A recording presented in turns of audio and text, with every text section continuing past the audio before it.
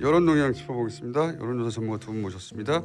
박시영 TV 박시영 대표 나오셨고요. 네, 반갑습니다. 휴먼 앤 데이터 이은영 소장님. 네, 안녕하세요. 이은영입니다. 엔터 하니까 더 새롭네요. 모자는 뭡니까? 저도 채널이 있는데요. 네. 요새 구독자 너무 안 오르세요. 그래서 한번 홍보 좀 하려고 쓰고 나왔습니다. 죄송합니다. 김성의 효과. 김 선생님 방송을 안 하시고 지금 채널 홍보에만 열 올리고 계셔서. 이은영 TV 모자 쓰고 나오셨는데, 자 이택스 대표가 지금 뭐 지방 일정이 있다 그래가지고 지난주에 이번 주는 못 나오는데 리얼미터부터 해볼까요? 네, 리얼미터가 지금 3월 6일에서 10일까지 조사를 했고요. 근데 지난 조사 대비 2%포인트 대통령 긍정 평가는 지금 하락을 했습니다. 그래서 38.9%고요. 부정 평가가 지난 조사가 53.2%인데 이번 주 한 게 58.9%로 상당히 많이 지금 뛰어 올랐어요. 그리고 이 지금 지난주에 나왔던 갤럽 조사도 비교해 보면은 지금 대통령 지지율은 다 하락한 추세거든요. 그리고 갤럽 같은 경우는 지금 20대 그다음에 서울 중도층에서 앞자리 숫자가 지금 바뀌었습니다. 20대는 지금 10%까지 나오고요. 서울은 29%, 중도도 지금 20대 중반이 나오고 있어서 지금 아마 이게 그 전당대회 이후에 컨벤션 효과를 보기보다는 그 제3자 변제에 따른 그 한일 관계 경색 이런 부분에서 굉장히 지금 좀 정서적인 부정적 반응이 높아지고 있는 것 같습니다. 전당대회 끝나면 그 지지율이 꺼질 거라는 얘기는 박시영 대표, 이택스 대표 두 분 다 하셨는데 실제로 전당대회 끝나자마자 물론 제3자 변제의 효과도 있겠으나 컨벤션 효과가 나기는커녕 빠지고 있습니다. 네. 역 컨벤션 효과죠. 크게 지난주에 사실 한 4가지 이슈들이 있었습니다. 첫 번째는 이제 9.6 외교 관련 논란이 지속이 됐고요. 그 두 번째로는 주 69시간 장시간 그렇죠. 노동 논란이 있었죠. 그리고 세 번째는 국민의힘 전당대회를 통해서 지도부가 선출이 됐고 마지막으로는 이재명 그 경기지사 시절에 비서실장을 지낸 분이 자살 건이 있었습니다. 이 4가지 건이 맞물리면서 과연 여론이 어떻게 움직일지 많은 분들이 관심을 가졌는데 리얼미터 조사는 실제로 추이는 지난주 대비 4%포인트가 빠졌고요. 한국 갤럽 관련해서는 지금 보니까 2%포인트가 이제 빠졌긴 했는데 34가 나왔는데요. 중도층에서는 27% 정도가 나왔습니다.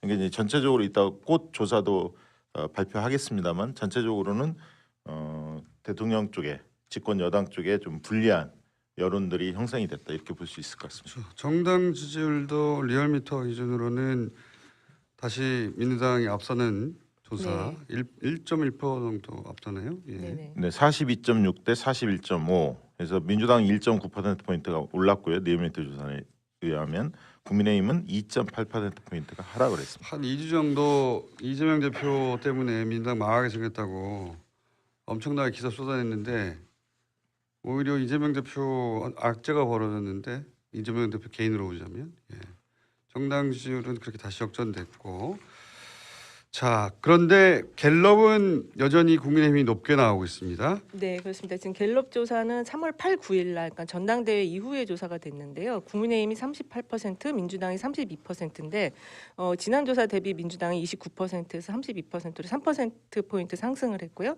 국민의힘은 1%포인트 하락을 했습니다. 그래서 전대 효과가 대통령 지지율에는 뭐 반영이 안 되고 있지만 당에는 일단은 좀 유지시키는 그런 흐름으로 가고 있다 이렇게 볼 수 있을 것 같아요. 갤럽 조사도 여전히 이제 보수층이 많이 표집이 좀 됐어요. 317명이 됐고 진보는 219명, 거의 100명 차이가 나고요. 중도가 354명이 나왔는데 이제 그런 측면에 이제 질문 항목들을 보면 좀 더 그 국정 운영과 관련된 질문들이 좀 많이 있다 보니까 이제 진보층들이 중도 이탈률들이 제법 있는 게 아닌가 그렇게 추정이 좀 됩니다. 자 갤럽은 무선 95, 유선 5%, 응답률 9.5, 표본수 3.1, 95% 신뢰 수준. 이 갤럽 조사가 좀 재밌는 게 그 진보는 좀 표집이 덜 되는데 대통령 지지율은 제일 낮게 나오는 약간 특이한 흐름으로 가고 있어서 여기가 일단은 전화 면접 방식이긴 한데 RDD 표집을 하기 때문에 그런 것이 아닌가 그런 좀 추측을 해보거든요. 자, 그런 KBS 이번에 조사 중에 좀 특이했던 부분이 그 KBS 조사는 대통령 지지율이 상당히 높게 나왔거든요. 여기도 이제 그 보수층들이 굉장히 표집이 많이 된 조사인데 40.4% 정도로 대통령 지지율이 높게 나왔는데 중도층을 대상으로 이제 살펴보면 다음 총선에서 어느 세력에 힘을 실어줘야 하는지 그거 한번 여쭤봤습니다. 그래서 여당 쪽에 힘을 실어줘야 한다는 게 전체 수치는 43.9, 전체 수치로 야당은 48.1로 야당 쪽이 소폭 우세를 했지만 중도층만 놓고 봤을 때는 여당 승리가 35.5, 야당 승리는 무려 55.6으로 약 한 20% 포인트 차로 야당 쪽을 손을 들어줬다. 중도층이 이게 시사하는 바가 상당히 크다 이렇게 볼 수 있을 것 같습니다. JTBC가 글로벌 리서치 한 것도 그 동일 문항이 있었는데요. 여기는 지금 여당 뽑겠다가 41.6, 야당 뽑겠다가 38.9로 야당 뽑겠다가 좀 적지만 중도 쪽에서는 여당 뽑겠다가 32, 야당 뽑겠다가 44.3으로 그래서 지금 어쨌든 이 정치의 사법화 이 구조 속에서 아직까지는 표심이 좀 어느 한쪽으로 쏠리지 않는 그런 흐름이 이어지고 있는 것 같습니다. 다른 여론조사를 보면 그런데 자 이제부터 여론조사 꽃을 보겠습니다. 네. 여론조사 꽃은 계속 말씀드리지만 대한민국에서 가장 비싼 여론조사로서 전화 면접과 ARS를 같은 날 하고요. 그리고 가장 비싼 가상번호 방식을 활용하고 있습니다. 그래서 대한민국에서 제일 비싼 조사다. 네. 이 가상번호를 하면 정확도가 좀 더 올라간다는 게 이제 통상적인 이야기인데 비싸서 안 해요. 하지만 여론조사 꽃에서는 비싼 거 한다. 네. 그래서 두 여론조사를 동시에 하는 것도 저희밖에 없는데 그렇죠. 여론조사 꽃밖에. 자 우선 정당 지지율을 보겠습니다. 그래서 언론사들이 인용하고 있는 많은 여론조사들이 있는데 그 여론조사들보다 적게는 5배에서 많게 10배 비싼 겁니다. 여론조사 꽃이 맞아요. 왜 이 데이터를 인용을 안 하시는지. 자 10배 비싼 겁니다. 지금 첫 번째는 정당 여론 정당 지지도 정당 ARS 지지율인데 조사죠. 위에 거는 ARS, 네, 아래는 아래 KT. 거는 K. 민주당이 카티가 전화 면접입니다. 네. 예, 민주당이 ARS 조사에서는 47.0, 국민의힘이 39.7로 약 한 7.3% 차로 더불어민주당이 앞서고 있고요. 전화면접 조사에서는 더불어민주당이 42.3, 국민의힘이 33.5로 큰 차이로 더불어민주당이 앞서고 있습니다. 그러니까요. 여론조사 꽃 조사에서는 정당 지지율이 국민의힘이 앞선 적이 저희가 지금 29주 연속 조사하고 있는데 한 번도 없었어요. 그러니까요. 네. 지금 그 ARS에서 최근 나온 조사 보니까 이제 거의 똑같이 나온 조사들이 몇 개가 나오고 있는데 지금 민주당이 이렇게 앞서는 게 지금 이 꽃조사에서 상당히 지금 그 패턴이 유지가 되고 있거든요. 예. 특히 이제 그 세부 계층별로 살펴봤더니 중도층에서 움직임이 심했고요. 그러니까 중도층 같은 경우는 ARS 조사의 경우에는 45.7 대 25.0으로 민주당이 크게 앞서는 것으로 조사가 됐고요. 지난주보다 격차가 더 벌어졌습니다. 중도층에서. 다시 한번 말씀드리지만 정확도가 높다고 하는 가상번호를 저희가 활용해서 그렇죠. 둘 다 조사를 하고 있어서 정확도가 높습니다. 비싸고요. 그다음에 전화면접 조사에서도 중도층에서는 47.1 대 37.0으로 거의 10%포인트 차로 민주당이 앞서고 있습니다. 지난주 대비 격차가 크게 벌어졌고요. 특히 ARS 조사에서는 국민의힘이 여성층에서 지지율이 크게 하락을 했고 더불어민주당은 여성층에서 반면에 지지율가 크게 올랐다라는 특징이 있습니다. 이게 자, 꽃 조사가요. 이게 네. 반드시 다운을 해서 한번 보실 필요가 있는 게 이게 다른 데 또 다른 차이점이 하나가 데이터의 시각화 굉장히 잘 돼 있어요. 네. 이게 되게 중요한 포인트거든요. 그래서 네. 일반인들이 여론조사의 디테일을 모르는 일반인들이 봐도 한 번에 그렇죠. 데이터를 파악할 수 있고 저희는 재전화를 하거든요. 어. 만약에 한 번에서 전화를 안 받으면 다시 한 번 콜백? 전화를 네. 콜백을 합니다. 네. 그래서 콜백을 하면 또 비싸요. 맞아요. 맞습니다. 시간도 디테일에 많이 너무 돈을 많이 쓰시네요 지금. 왜냐하면 저희는 정확한 조사를 하는 것이 목표이기 때문에 비용이 들더라도 그래서 최대한 정확한 조사를 하기 위해서 또 콜백도 하는 조사입니다. 자, 네. 정당 지지율 이러하고 이번에는 대통령 지지율 보시겠습니다. 대통령 지지율도 지금 그 전화 면접 조사랑 ARS 다 30%대고요.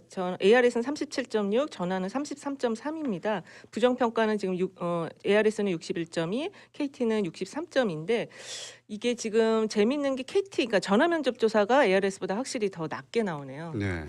이 추세는 저희가 네. 29주 연속으로 이렇게 일관되게 나오고 있어요. 그리고 ARS 조사에서 대통령 지지율이 집중적으로 빠지는 계층이 보수층에서 10.8% 포인트가 빠졌습니다. 그러니까 보수층들이 그 대일 구력 외교 그쵸. 관련된 논란이라든가 특히 또 젊은층들은 주 60 9시간, 맞아요. 네. 장시간 노동 관련 이슈들이 부정적 영향을 미친 것 같습니다. 아니, 조사 기호를 말하네. 2023년 3월 10일부터 3월 11일 둘 다 같은 날을 했고요. 무선 가상번호 그리고 각각 표본수 1007 아래는 너무 많네. 저희가 화면으로 보여드릴게요. 네. 이거 원래 화면으로 화면으로 보여드리는데 보셔야 돼요. 화면을 보여드리고요. 네. 자, 이번에는 이제 제3자 변제안에 대한 평가를 물어봤어요. 예, 물어봤는데 이 제3자 변제안이 굴욕 외교이자 친일 행위라는 의견에 대해서 얼마나 공감하느냐. 공감하지 않을 수도 있지 않습니까? 네, 그렇죠. 공감한다는 의견이 2배 이상 그렇죠. 높았습니다. 그렇습니다. 60, 거의 6대3 구조 여론 지형 그렇게 볼 수 있을 예, 것 전화 같습니다. 면접도 ARS도 다, 비슷하게 예, 똑같습니다. 61% 전화 면접에서는 ARS에서는 66%가 굴욕 친일 행위다. 네, 그리고 보수층에서는 공감 비공감이 팽팽했다. 그렇죠. 보수층에서조차. 네, 이거 그 구력외고 관련해서는 20대 남성층이 상당히 지금 낮은 지지율을 보이고 있어요. 그러니까 그 이게 평가가 굉장히 좀 정서적으로 감정적으로 굉장히 강도가 높다 이렇게 좀 볼 수 있을 것 같습니다. 자, 20대 남성은 지지해 줄 거라고 했는데 네. 저희 조사상으로는 20대 남성도 부정 평가가 65%입니다. 네, 굉장히 높게 나오고 있거든요. 근데 남녀 차이가 적었습니다. 이 이슈와 그렇죠. 관련해서는. 그리고 이 제3자 변제안에 대해서 대법원 확정 판결을 행정부가 사실상 무력화시킨 것이니까 삼권 분립에 위배된다. 행정부 수반이 대통령이 무력화시킨 것이니까 이런 주장이 있는데 어떻게 생각하십니까? 62.6%가 그 주장에 공감한다. 상권 분립에 위배된다. 위배된다. 예. 사실 이 문항을 이게 지금 이 문항이 잘 안 알려져 있고 이게 앞으로 어떻게 될 건지 궁금증이 있는데 사실 이런 식의 문항 설계는 여기서 처음인 것 같아요. 네. 예. 참고로 제가 한 설계입니다. 예. 왜냐하면 아무도 묻지 않길래. 네, 아무도 안 물어요 이거. 예, 이거 맞잖아요. 네. 대법원이 확정 판결했는데 행정부 수반이 무력화시켰단 말이죠. 그렇죠. 삼권 분립 위반이고 사실은 이거 가지고 탄핵의 사유로도 삼을 수 있어요. 그렇게 법조계 네. 일각에서 주장하고 네. 있죠. 예. 예. 우리 언론에서는 그거 안 다루고 있는데 자, 그 다음에는 이게 끝이 아니다라는 걱정이 많지 않습니까? 네, 윤석열 이후- 정부가 향후 후쿠시마 오염수 방류나 독조 문제 등에서도 일본에 제대로 항의하지 못할 거란 주장이 있다. 이 주장에 대해서 어떻게 생각하느냐 또 물어봤어요. 제대로 합의하지 못할 것이다, 항의하지 못할 것이다라는 의견이 ARS에서는 63.2, 전화면접에서는 64.6이 나와서 그 정부의 외교 좀 저자세 외교에 대해서 상당히 지금 걱정을 많이 하고 있는 것 같습니다.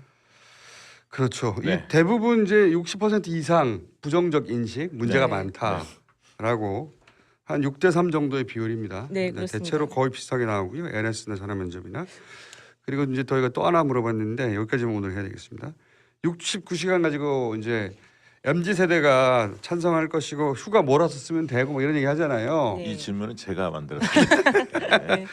지켜지지 않을 것이다. 자, 이 휴가를 몰아 쓰려면 기업 현장에서 실제 휴가 몰아 쓰는 게 받아들여지겠냐, 잘 지켜지겠냐, 네. 이걸 물어봐야죠. 네. 그렇죠. 이걸 이게 물어봤더니 정부는 이렇게 홍보를 하고 있는데 예. 실제 현장에서는 지켜지지 않을 것이라고 응답한 게 74.5. 와, 이건 뭐 회사 다녀본 사람들은 그걸 다 아는 알죠. 거죠. 다 알죠. 네. 지켜질 것이라는 게 19.5인데 중요한 거는 20대, 30대, 40대는 거의 10% 수준이었습니다. 그러니까 지켜질 것이다가 30%가 넘는 것은 70세 이상입니다. 그러니까 어르신들 이분들은 회사 안 다녀요. 회사를 안 지금. 다니시는 분들. 맞습니다.